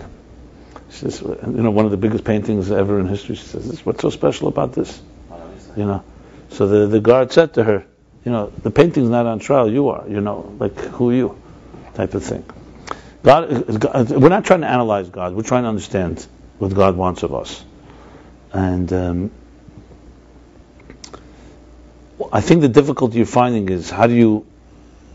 but what you simply have to say is there's only one atzmus. That's it. There's nothing else. There's no levels even when you talk about atzmus, pure atzmus. Mitzvah is built in Mitzias Nimtza. Can you explain that? But atzmus wanted something. Okay. Now this wanting is also not, as we said clearly, nisav is not a desire. Nisav is just an expression that we use as an example because we have no other way to express God's desire. So we call it a desire. Ratzon le'ilmus is already an express definition. The highest levels, we're talking about is Eir. Now he's talking about Malchus and Shmei and yecholes. Stirring in the stillness. We're not even there yet. That's even lower. So the question is, what's the question on the table here? Is there everything is rooted in atzmus? Shmei means name of something. The only thing is, name has nothing else outside of who Shmei who. So one second, but now he's going to explain what this is. He says there's a level of yecholes. The Shmei yochid mamish b'atzmusei. Let's define what yecholes means. Yecholes is an expression used. The Tzemach Tzedek says that the Alter Rebbe used the word yecholes in the last year of his life. In Tavkuf Ayin Beis, he started explaining it actually exactly 200 years ago. Exactly 100 years before Ayin Beis is when the Chiddush of yecholes came out from the Tzemach Tzedek. The Alter Rebbe, and Tzemach Tzedek brings it in several places. So he says that's the language of yecholes. As a matter of fact, you know what? Is there a derech Mishasachah there?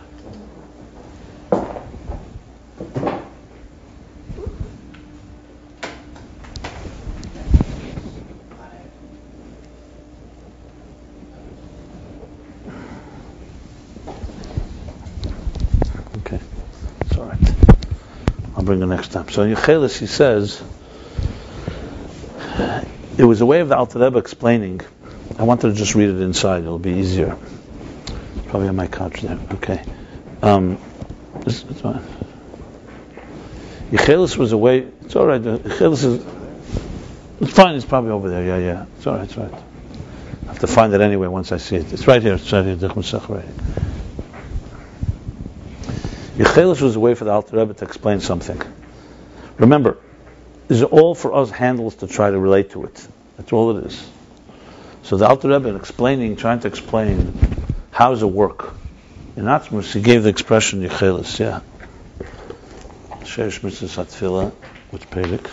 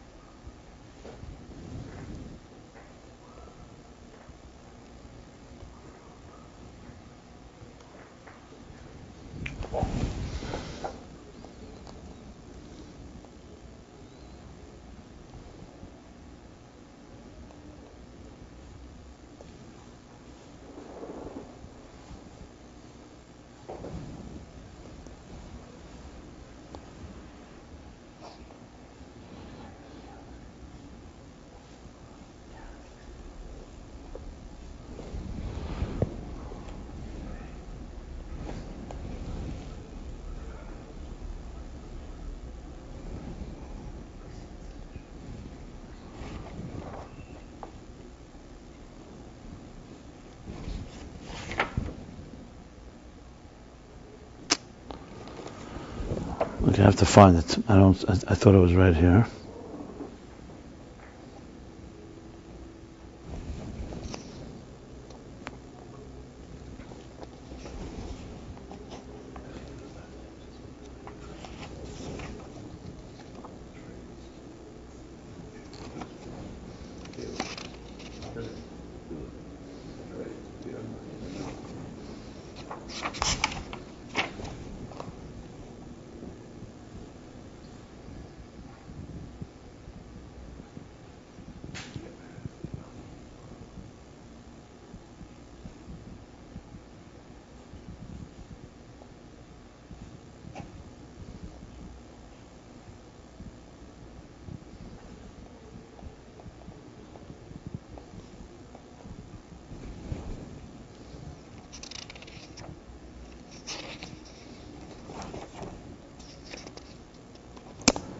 Okay, I don't want to waste time here.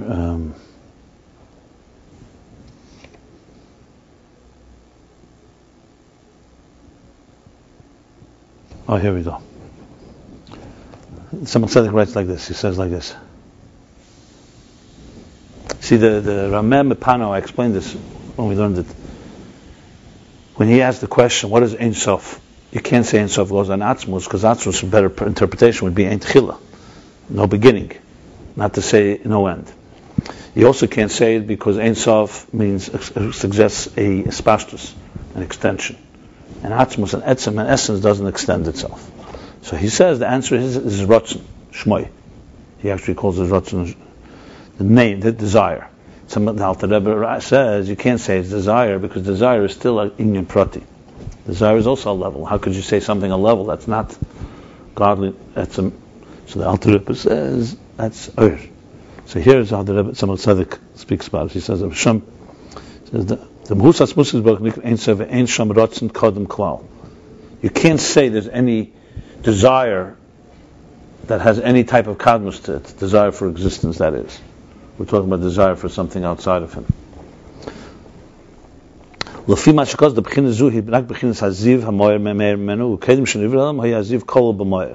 only thing you can say is like a reflection, a light.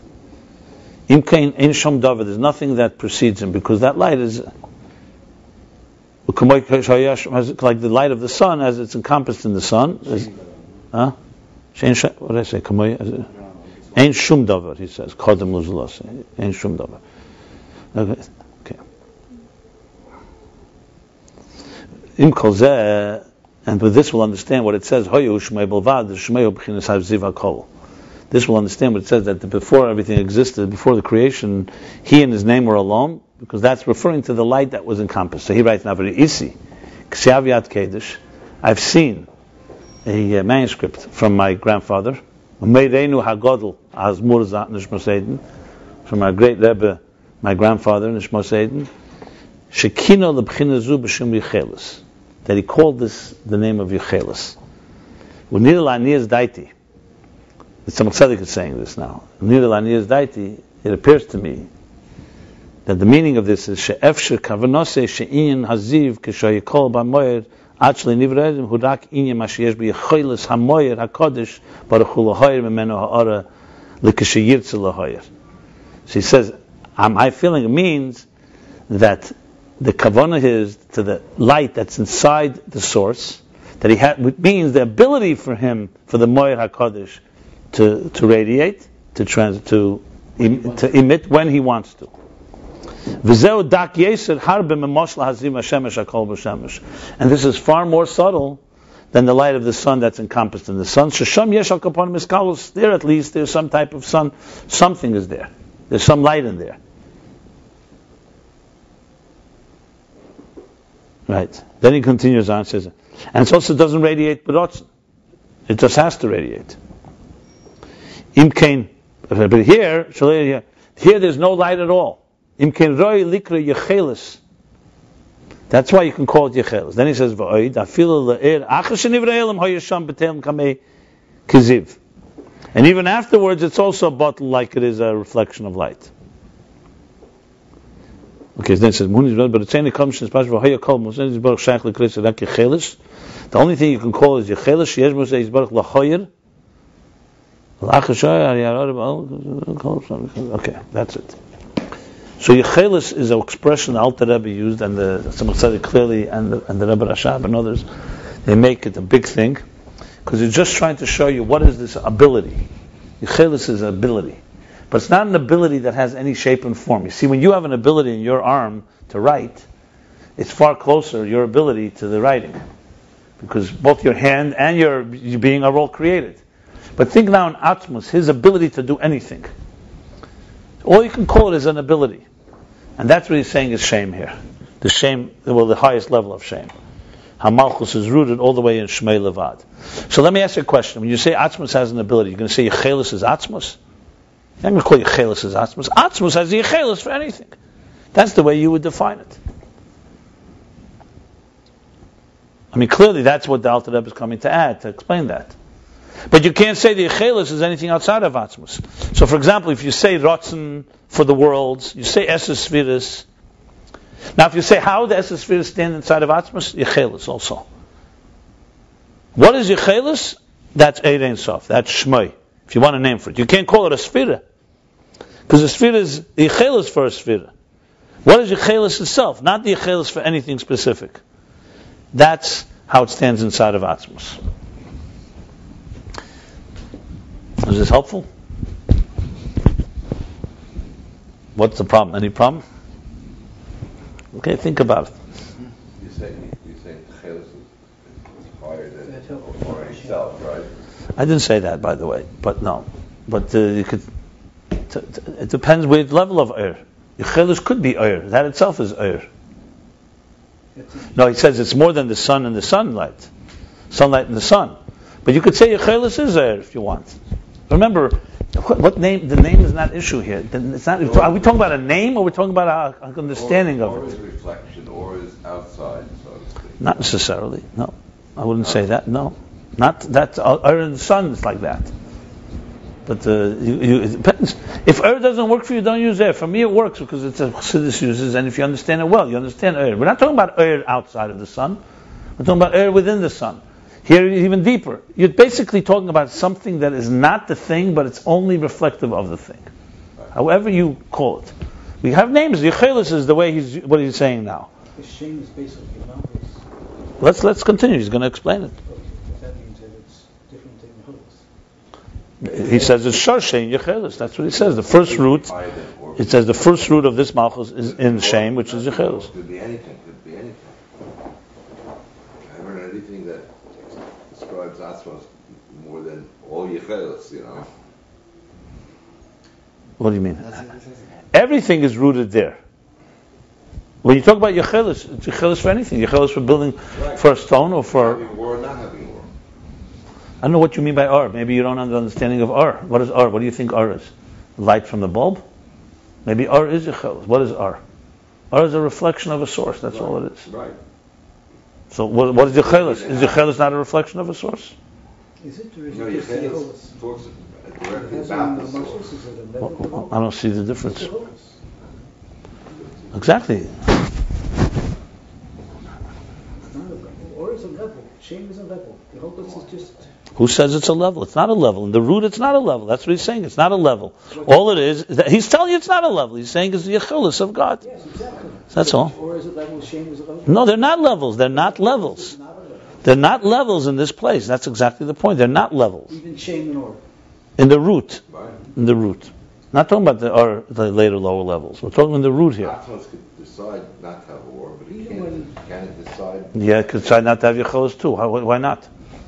That's What's the same reason? That's an ability too. Right? Exactly. Yeah, but it seems more Who- close to. All it is an example for us to understand it again. I'm trying to tell you. What means God needs abilities? He doesn't need an ability. For us to understand how does it exist in a place, we call it ability. It's also only a word.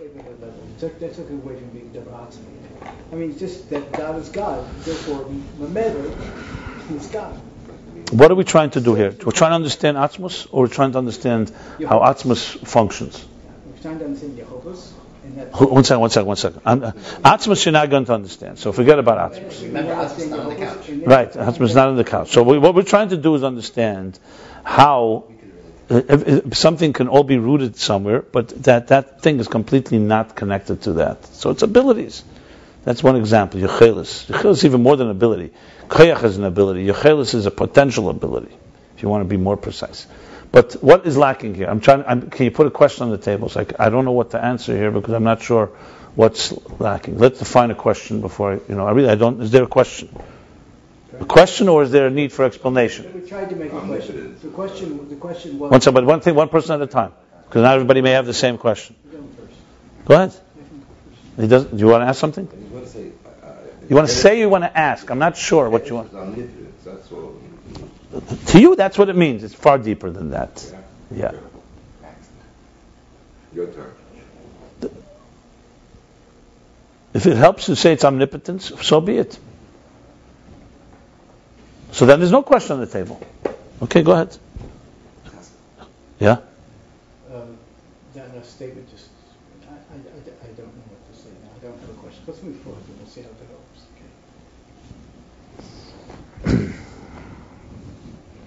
ובשיר שריש שבחין שמי הכל בעצמוס ושמי אחד ויש להם זו בכין זה יחל שבעצמוס שמיוחד ממש בעצמוס יזברך.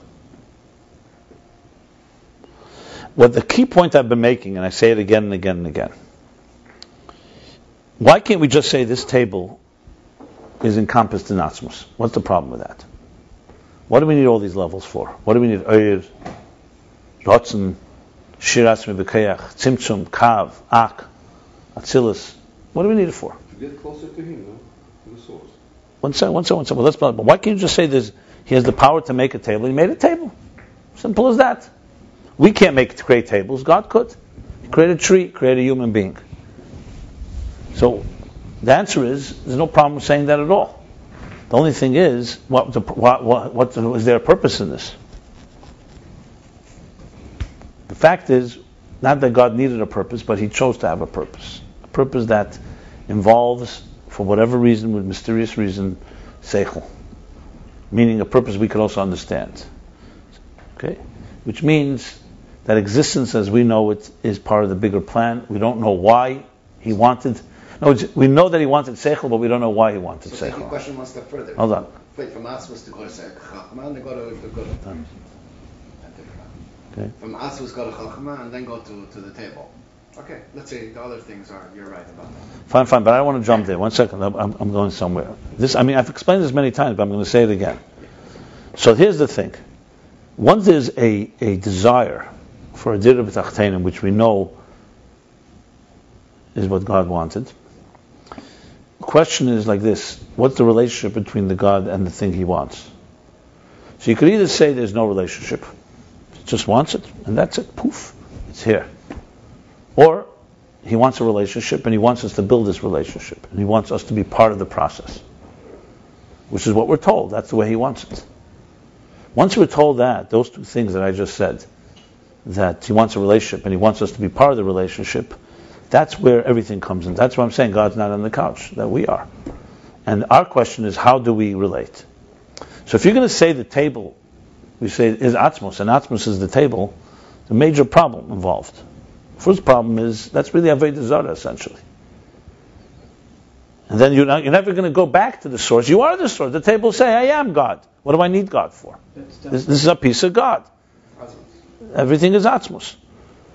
So obviously, that is essentially when you start saying that the world is, it's just one step away from saying the world is self-made. May as well not have a God. Well, we are God. They worship the eight yeah, that's it. Exactly. Another problem is this, that God, I said the problem with it is God is not the table. The table may be a piece of God, but God is not defined by the table. To say that is a major distortion.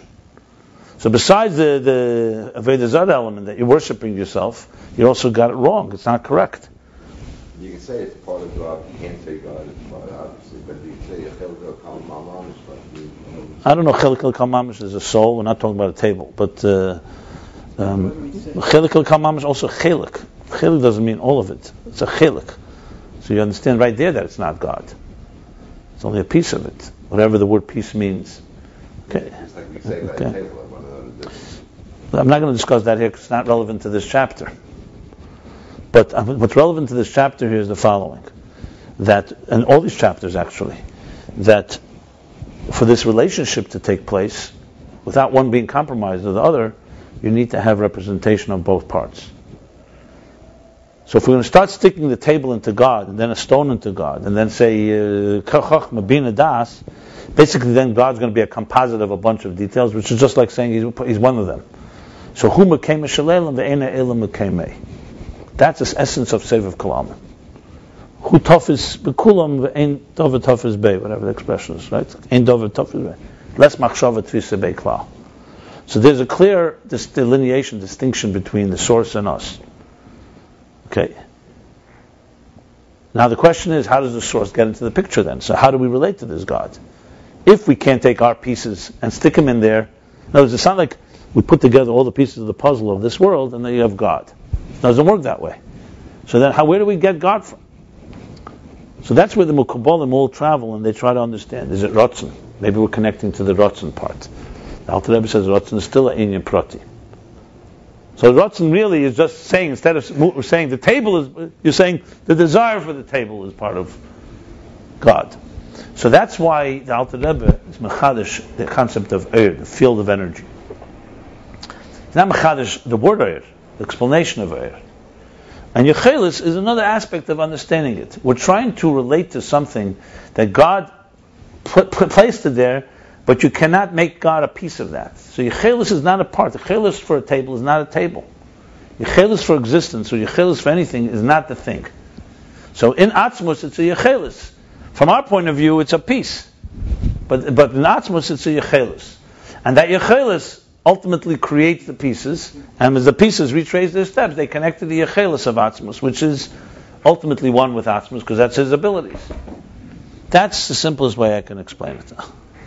That's the way that's why this is so important in this context. You're trying to understand atzmus. Remember, all this is only because of our relationship with atzmus. Understand atzmus is by understanding what he put here. You do this, retrace those steps, you'll start understanding a little of atzmus.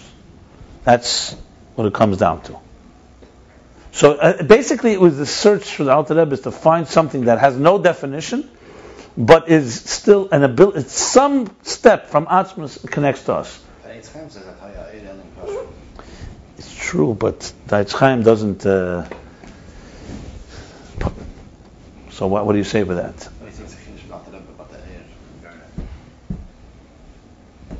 Yeah, because we're talking about what is Ein Sof, and the Kabbalim say they don't call that a level of Ein Sof. They call Rotzen or keser, even that is keser. That in Pasha is simply an expression of divine presence. Doesn't mean you connect to it. Without the Alter Rebbe, it's not a level that is connectable.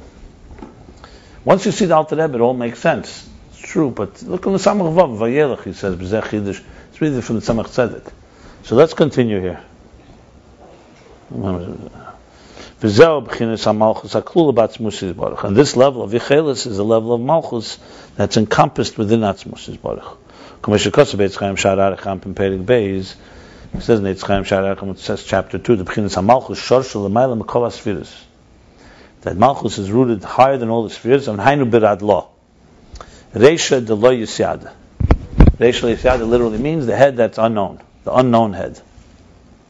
But he says,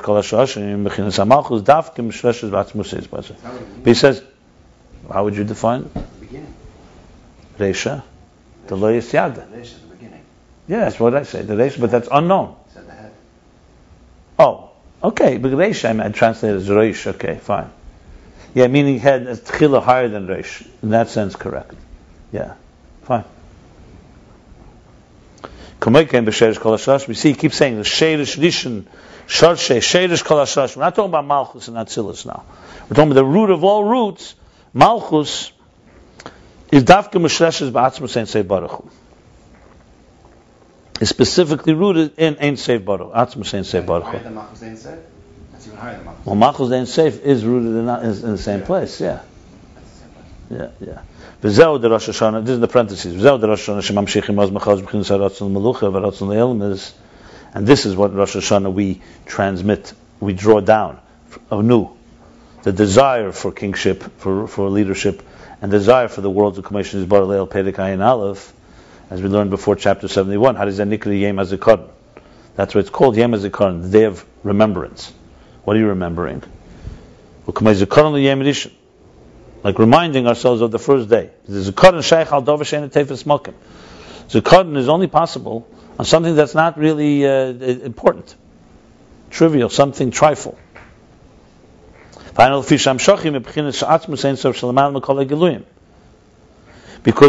the drawing down is from the level of atzmus that's higher than all revelations. And you draw this down through the accepting the yoke of heaven, through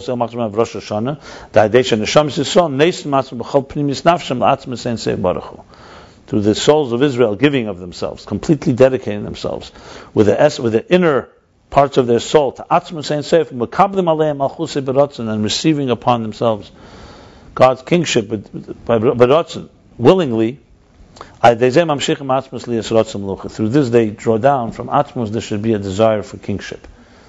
So it's like he said there, Zakar and the Yom Rishon. Zakar means, you're remembering something. That means it's not there. You have to remember it.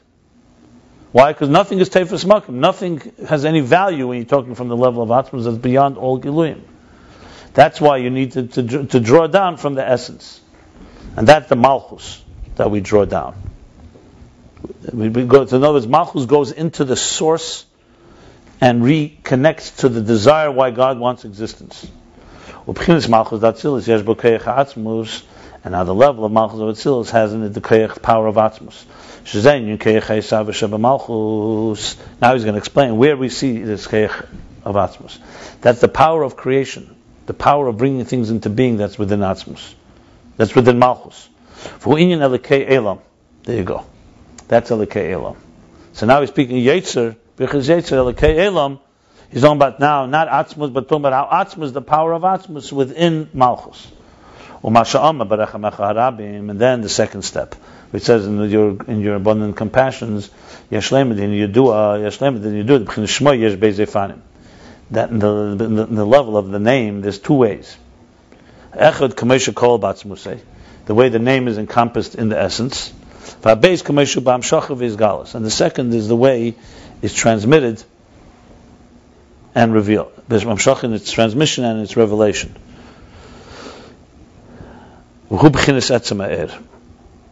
Okay, there you go. And the second level is the level of etzem ha'er. We had that in the same place. Remember We had the same thing. Yeah. So in other words, Shmei Kol Batzmusei, and then there's etzem ha'er. So we're dealing now is that Racheim Harabim earlier was spoken about was Er Ein Sof. Now he's going to explain the two things in the name. Let's see how he goes. Huh?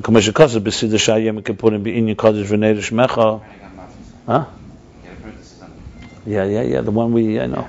Like it says, the Shayim Kibbin Kodesh B'nei Shmecha. Shimcha. Like it says, the Shayim Kibbin of Kodesh B'nei Shimcha, that you are holy and your name is awesome. The Inyan Neira who b'chinas is Galus Hashem. That Neira, awesome, is the revelation of the name. Malchus, the same thing with Malchus, which has the power of atzmus. That's how the name is encompassed in the essence. So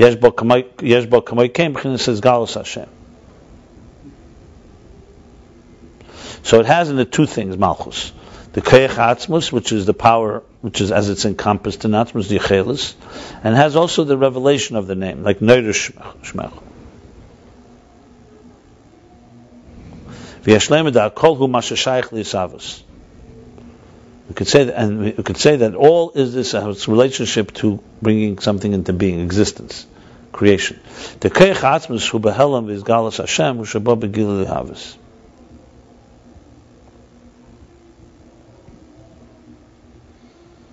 Because the keich atzmus itself is concealed. Because galus Hashem, the revelation of the name, is that comes revealed to create. We have to read this before I can explain. I got to see what he's going here. And all this is where it's encompassed in the essence still before it comes into any desire.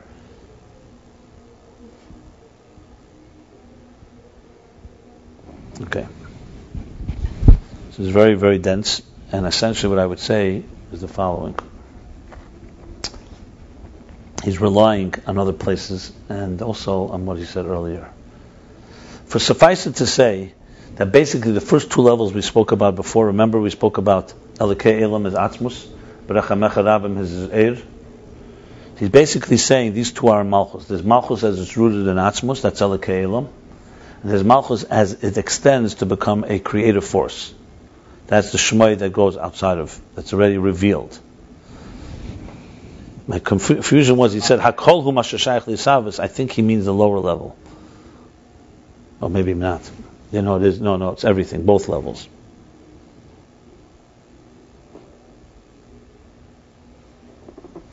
Yeah, okay. So what do we have here? That's all. We had that a few chapters ago. Yeah, the keich hisna'asus. Okay.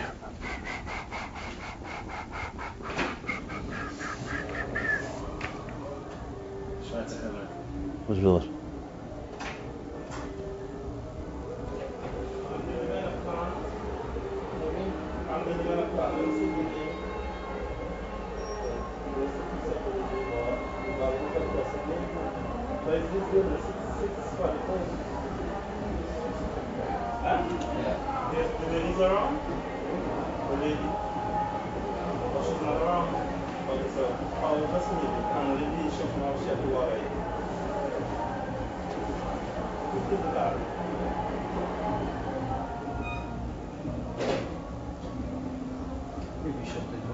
Somebody delivered. I shut him all the way today.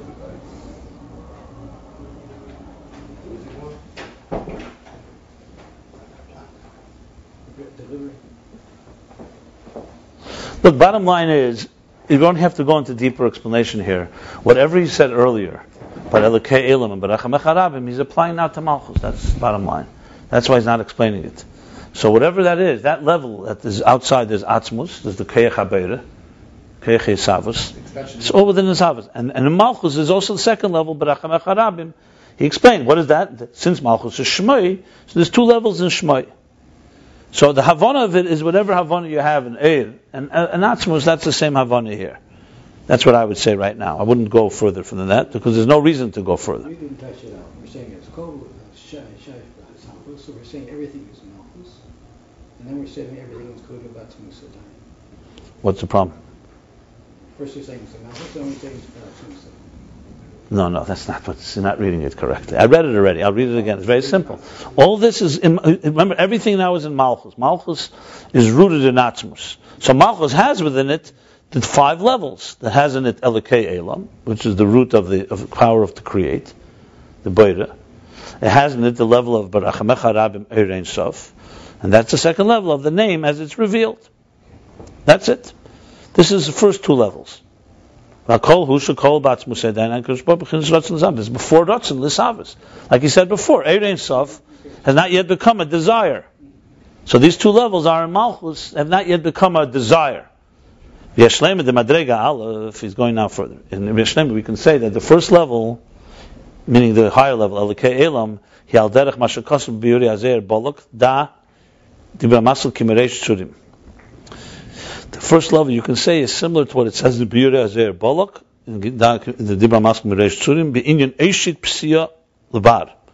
He spread out a step outside of himself. Shezel sheidish eishis hadibur.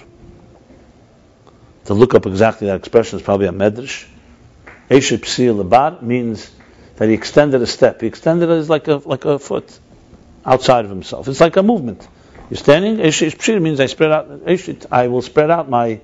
Psi is actually a step.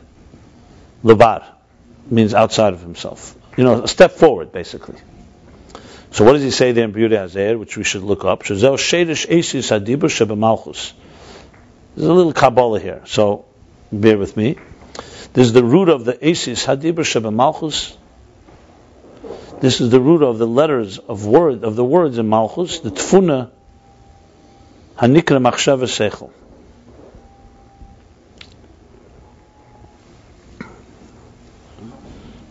Shezau Sherish Esis Hadibur. Sherish Esis Hadibur. The Tfuna Hanikra Machshava Seichel. Okay, I'd have to look it up inside there, but let me just say this. It seems to me the following. Remember, he's talking here the 5 steps that takes from the source to existence, right? In Yotzer. Or actually 7 steps if you want to be precise. It begins with Elokei, aleinu, right? Adenu, Zenu, Tzur, Mizgavenu, Mogin, Yeshenu, and Mizgav Badenu. So these are the 7 levels. So he's saying them now in Malchus. Malchus also has these 7 stages. So there's how Malchus carries the power to create. As Malchus carries the extension of that through Eir, a field of energy that we called. That is the level of Neresh Mechud. That's the level of shame, this Galus Hashem. Now he's saying that this first level, you can say, remember, Malchus is Dibur. How does speech formed? That's what he explains there in the B'yurei Hazer. I have to look up to be more precise. But speech is formed by Seichel, your mind. That's what he calls the Tfuna Hanikra Machshava Seichel. And then, in Malchus, it develops the letters themselves. Sherish Esis Hadibur Shem Malchus the Tfuna. Okay. It goes like this. The root of the Esis of the words of Malchus the Tfuna. It's Malchus of binah, basically. Hanikra Machshava Seichel. So you see, it's not talking about speech yet. You're talking about how the letters of Malchus within binah, it's still called machshava seichel. What means machshava seichel? How the seichel is forming words. That he's calling the level of Elokei olam. That's like the first beginning root of how creation begins. You're talking on a far lower level than what we spoke about. V'ayin sham shekosov ki avav hu b'china zah. And look there, what he writes, that the vav, not sure which vav.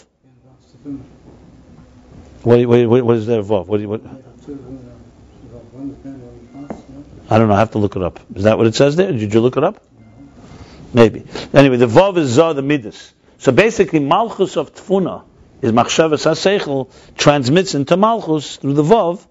V'apsiya lebar, and what's the psiya lebar? The step forward. The eishit chutz la'atzmusei shoshei gamke mebchinas binah, that he extends outside of his essence. The letters of the words of speech. One second, let's continue. But then it's still encompassed in the source. Because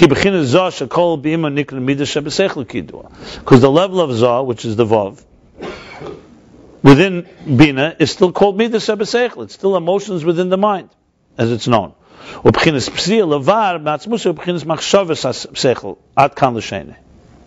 is all the language there in Biri Azeir. Okay, still seichel. And what's the step forward is when he goes out to machshava seichel. Okay, I have to look it up to be more specific, but basically he's explaining it as a level of malchut the tfuna, how it moves forward, basically. That's the first level. I'm assuming this is the level of Elokei Elam. I may be wrong. Let's see. And the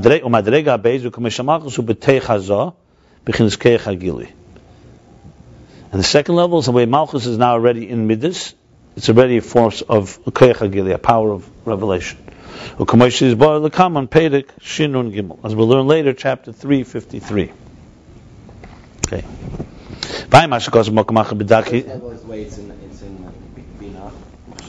Right. Right, that's essentially what he's saying. I will look up in Bir Azer to really be more precise. I really understand what he's talking about. Yeah. The pastors, that's what's going on here. Look elsewhere where it says in the Maimer, the machshava seichel agam she'esham eisius, that this machshava seichel, in other words, the thought in the mind, even though it has letters, they're still all bound together with the expansiveness of the idea. But when you think of the words adon olam, let's say, when you diminish the brain power, the idea, the concept has that becomes already dibur shev machshava. So in other words, the stage where the letters are all submerged in the idea, and then there's how they become actual words. You actually formulate words in your mind. Then he continues. In the third level. Malchus. Wow. Okay. It's very technical. Racheim aleinu, this is already makif of yochid. Remember, now starts the 5 levels. Yochid. Yeshlem, we could say this is keser malchus, the EU keser elyon. This is the level of the crown of Malchus, which is called keser elyon, as we say in Pasuk Elokei. V'hinei keser Malchus yeshlem rishuzah b'chinas ani sheba'ayin. You could say that this level of keser Malchus is the level of ani, the ayin. When you say ayin, which is nothingness, substanceless, has the letters ani. The ani hu b'chinas atzmus ein sof. Ani is atzmus ein sof. K'mishkos ani havaya. I am God. The Pirush Ani hu atzmus umuhus. Hanesa im atzmi shema etzem. Im atzmi. Okay? Shema etzem the shema havaya. So this Ani is now what? He's referring to this is the level. This is even lower. Wow, I'm alive. This is even lower than the first 2 levels. This is Ani of atzmus that carries himself the shema etzem shema havaya. That's ani, keser malchus. And what's the malchus part of it? Is how malchus is a level of ayin that's bittul, that creates the yesh of biyah. This is very, very technical. I'll explain in a moment, but I just want to read it. And the ani and the ayin, the ani within the word ayin, is the Ein Sof that's within Malchus, and that's Reimus HaTeva. The lifting up, the appreciation, the lifting up of nature. What does this mean? The Teva, Maloshin Tavu B'Yamsuf. The word Teva, nature, comes from the word submerged in the sea. That means the godliness is concealed and hidden. Remus hateva means when you lift up the nature, you reveal it.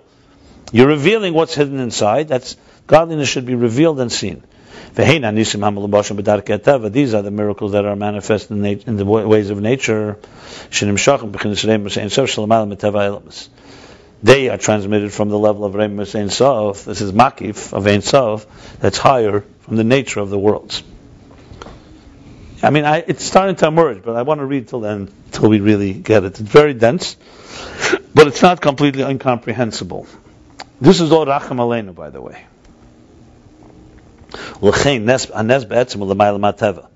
And that's why a miracle is fundamentally higher than nature. It's only manifest in nature. Being that it's the level of ani within the ayin of Malchus. So the ayin again is the mahave, and the ani is a revelation of a transcendent dimension called nes. This is all Racheim aleinu, the makif of yecholes. That's keser malchus, level 3 now, in the levels. So the first level we determined was Shem HaKol, which is, according to the Biur HaZeir, is machshavas HaSeichel, as it's nichel, the asis in Seichel. Level 2 is the Shem that reveals the Shem outside. That's the Psi Labar. No, I'm sorry, not Psi Labar. That's the level, what he says, level Beis was what? Yeah, B'teich Zah. Kili. Then comes the first level of yechidah. Racheim aleinu is keser malchus, how the ayin of keser elevates and reveals within hisna'asus something of the gili Elokus. That's level 3. Okay? Which is essentially Racheim aleinu. He's already in the Zah before, now he's going even higher. I know. I know. I'm just reading it. Let's see. I don't know. I'm not sure. Now it appears that this is already in the process of hisna'asus in nature itself. That's still in the source. I'm not sure. As it's known that Racheim, compassion, comes from exaltation specifically. Someone who's more, what's the word, uvgeheben? Someone more, I don't say superior, someone more prestigious, someone more exalted, has more compassion. Because compassion is on something that's lower, is on someone who's lower. And that's why compassion you find by someone who's specific, who's higher, who's in a higher state. What do I call it? What did I just say? Marumam. That's what was the word I just used? I used the word, I think that was good. Huh? Exalted. Not exalted.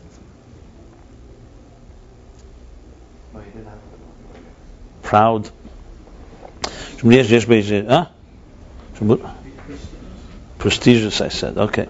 That's where Racheim you find specifically by someone who's prestigious, someone who's above, someone who's on a higher state. Because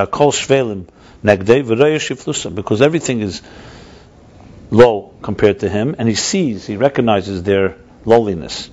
Like a king who you find has more compassion. Like it says elsewhere at length. That's the level of Racheim aleinu. It comes from the Remus Ein Sof, the exaltation of the divine, infinite in Malchus. And also through contemplating on the exaltation of the Ein Sof within, through miracles, they lift up and Remus Teva lift up Teva, nature, when you meditate and contemplate on this, you recognize and you appreciate this exalted state. Tipul hashpolis halev ba'adam, when you do this, tipul hashpolis, tipul hashiflus b'lev ba'adam, that causes that your heart, the heart of the person should fall into a type of sense of inferiority or lowliness. And will awaken upon himself these abundant compassions of why he's so distant. And commensurate to the feeling of remus, of how much you've sensed the exalted nature of the higher state, commensurate to that will be how you've sensed the lowliness. He's just adding, Racheim aleinu, first he said, was the level where that higher level has compassion and is like elevating the concealed godliness within nature. Now he's saying in our hisbonenus, in Aveda, it means when you start thinking about that exalted element of the divine, you see how low you are, you awaken upon yourself, Racheim aleinu. Have compassion on us. And through this you draw down makif. You see makif, transcendent energy on your soul, on his soul. Being that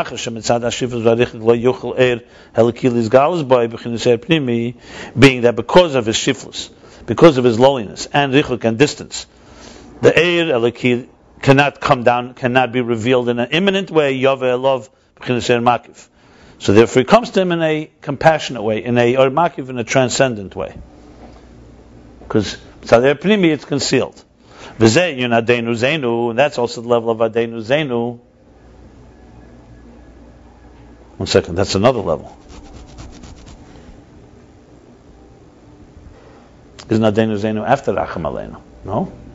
So what's v'ze'inyan? You just said that's Racheim aleinu. Oh, then comes another.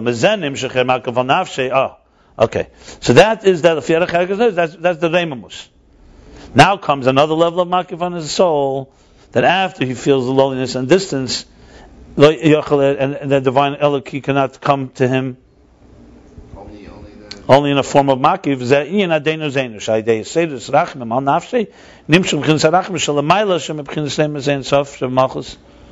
Oh boy. Through the awakening of compassion on his soul, it draws down the levels of Rachman Shalamayla, Shemabchinis Remus Ein Sof Sheba Malchus Nimshach on Navshad Liyasheda Lebchinis Makif on Navshad. Not sure what it says here. It's a higher level.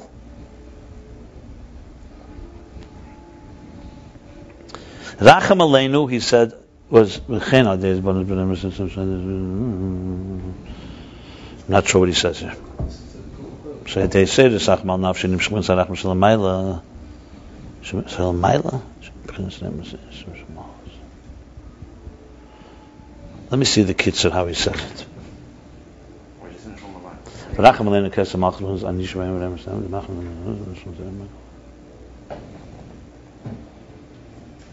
It looks like adeinu zenu is a result of Racheim aleinu. That's what it's clearly. Okay, the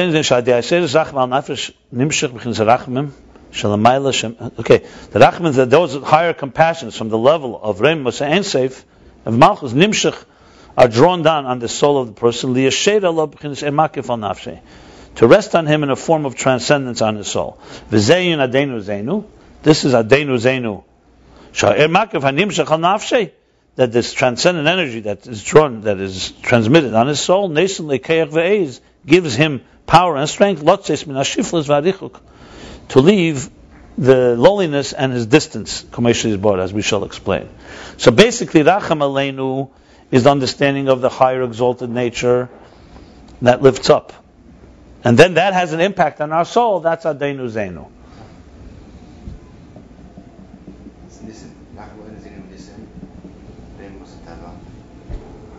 Okay. So he explained these levels now in Malchus. Let me read the keser. V'zeu knows that Cholosim b'seifon. This is the beginning is wedged in the end. The tchila hainu b'chinas atzmus shu tchilas hakel. Tchila, beginning is atzmus, essence, as beginning of everything. Or Malchus mishreshes b'atzmus, and Malchus is rooted in the essence. That's the end. That's the name as it's encompassed in atzmus, and the yecholes. That's the level of yecholes.